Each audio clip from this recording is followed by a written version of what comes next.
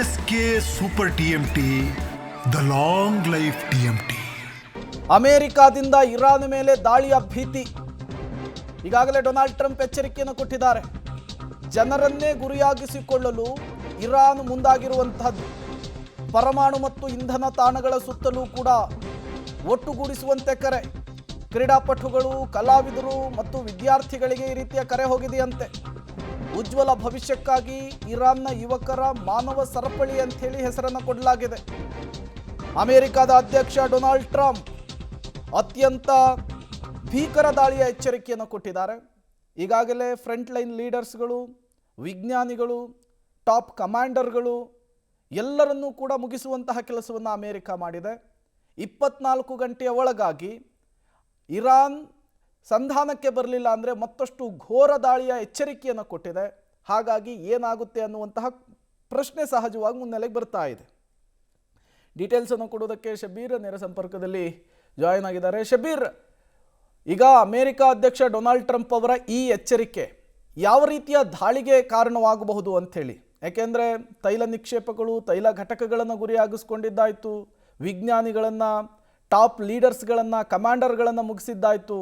ಇನ್ನೂ ಘೋರ ದಾಳಿ, ಇಡೀ ಇರಾನ್ನನ್ನೇ ಹೊಸಕಿ ಹಾಕುವಂತಹ ಎಚ್ಚರಿಕೆ ಯಾವ ರೀತಿಯ ಬೆಳವಣಿಗೆ ಕಾರಣವಾಗಬಹುದು ಅಂಥೇಳಿ?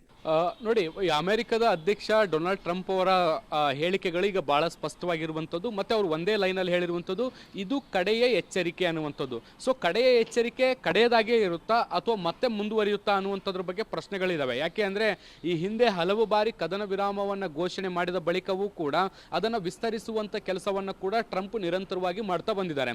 ಸೊ ಈಗಲೂ ಕೂಡ ಇವತ್ತು ಸಂಜೆ 8 ಗಂಟೆಗೆ ಕೊನೆಯ ಟಾರ್ಗೆಟನ್ನು ಕೂಡ ಕೊಟ್ಟಿರುವಂಥದ್ದು.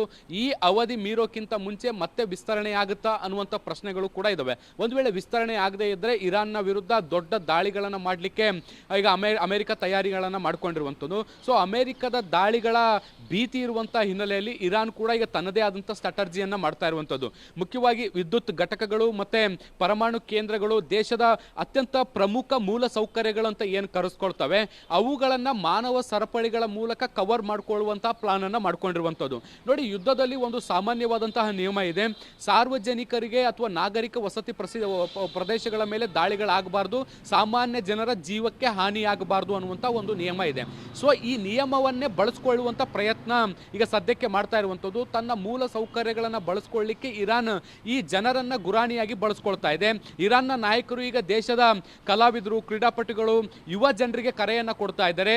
ಇವತ್ತು ಮಧ್ಯಾಹ್ನ 2 ಗಂಟೆಯಿಂದ ಎಲ್ಲರೂ ಕೂಡ ಕೆಲವು ನಿರ್ದಿಷ್ಟ ಪ್ರದೇಶಗಳಲ್ಲಿ ಸೇರ್ಕೊಳ್ಬೇಕು. ಆ ಒಂದು ಮೂಲ ಸೌಕರ್ಯಗಳಿರ್ತವೆ, ಅದರ ಸುತ್ತಲೂ ಕೂಡ ಮಾನವ ಸರಪಳಿಯನ್ನ ಸೃಷ್ಟಿ ಮಾಡಬೇಕು ಅನ್ನುವಂತಹ ನಿಟ್ಟಿನಲ್ಲಿ ಮನವಿಯನ್ನ ಮಾಡ್ಕೊಳ್ತಾ ಇದ್ದಾರೆ. ಯಾಕೆ ಅಂದ್ರೆ ರಾತ್ರಿ 8 ಗಂಟೆಯ ಬಳಿಕ ಎಂಥದ್ದೇ ದಾಳಿ ಆಗುವಂತ ಸಾಧ್ಯತೆಗಳಿದಾವೆ. ಹೀಗೆ ಜನರು ಸುತ್ತುವರೆದ್ರೆ ನಾಗರಿಕರ ಮೇಲೆ ಅಮೆರಿಕ ದಾಳಿ ಮಾಡಲ್ಲ ಅನ್ನುವಂಥದ್ದು ಕೂಡ ಇರಾನ್ನ ನಂಬಿಕೆ ಆಗಿರುವಂಥದ್ದು. ಸೊ ಹೀಗಾಗಿ ಇರಾನ್ ಕೂಡ ಈ ಹೊಸ ಸ್ಟ್ರಾಟಜಿಯನ್ನ ಈಗ ಫಾಲೋ ಮಾಡಲಿಕ್ಕೆ ಶುರು ಮಾಡಿದೆ. ಓಕೆ ಶಬೀರ್, ಹಾಗೆ ಸಂಪರ್ಕದಲ್ಲಿರಿ, ಮತ್ತಷ್ಟು ಡೀಟೇಲ್ಸ್ ನಿಮ್ಮಿಂದ ಪಡಿತಾ ಹೋಗ್ತೀವಿ. 39 ದಿನಗಳ ಯುದ್ಧದಲ್ಲಿ ಹಲವು ನಿಯಮಗಳ ಉಲ್ಲಂಘನೆ ಆಗಿದೆ. ಶಾಲೆಗಳ ಮೇಲೆ ಅಟ್ಯಾಕ್ ಆಗಿದೆ, ಸಾರ್ವಜನಿಕ ಪ್ರದೇಶಗಳ ಮೇಲೆ ಅಟ್ಯಾಕ್ ಆಗಿದೆ. ಇರಾನ್ನ ಈ ಸ್ಟ್ರಾಟಜಿ ವರ್ಕೌಟ್ ಆಗುತ್ತಾ ಕಾದ್ ನೋಡಬೇಕು.